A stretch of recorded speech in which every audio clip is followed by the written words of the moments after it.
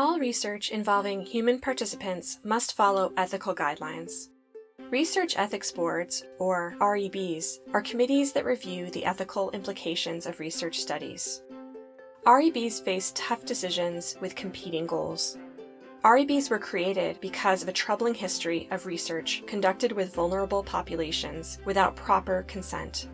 Therefore, REBs are tasked with protecting the safety of research participants.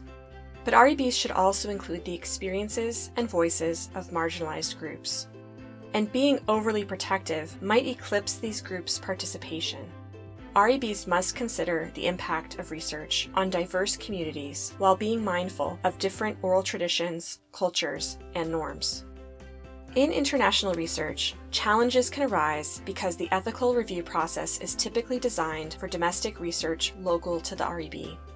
Ethical guidelines may be used without considering the unique context in a specific country. For example, a researcher was studying the experiences of people with disabilities in Ghana. As proof that participants had the capacity to consent, the REB required participants to complete an assessment. But they could not participate because they did not have the means to travel to the assessment center. And even if they could get to the assessment center, there was often no one available who was trained to complete the assessment. Therefore, many people with disabilities were not allowed to participate in the research. In another example from Mexico, a researcher was working with young participants who did not disclose their true age because they were unaccompanied minors and feared they would be taken in by the authorities. But under current REB guidelines, minors alone are unable to consent to participate in research. As these examples show, REB requirements can sometimes overlook the contextual realities of research participants. Confidentiality and privacy present another ethical dilemma. Privacy often means research is conducted one-on-one in a secure and neutral location. But in other contexts, research may take place in the participant's home, where family members may overhear or interrupt. Obtaining written consent poses another challenge. Participants may not be able to sign their names or may be distrustful of processes that demand signatures. In one study in the Middle East, participants explained that formal signatures were less important than someone's word and were even associated with past experiences of being tricked into signing away their land.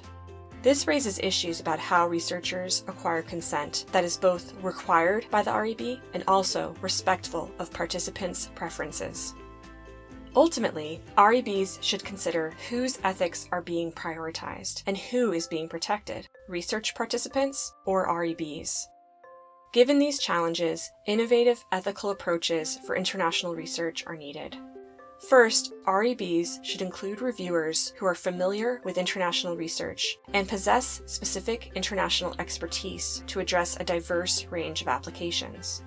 Second, the research ethics process requires greater flexibility both during the application process and when collecting data in international settings. Working together, researchers and REBs can both emphasize the ethics of research while also ensuring participants are given an opportunity to engage in research that has the potential to empower and benefit participants' everyday lives.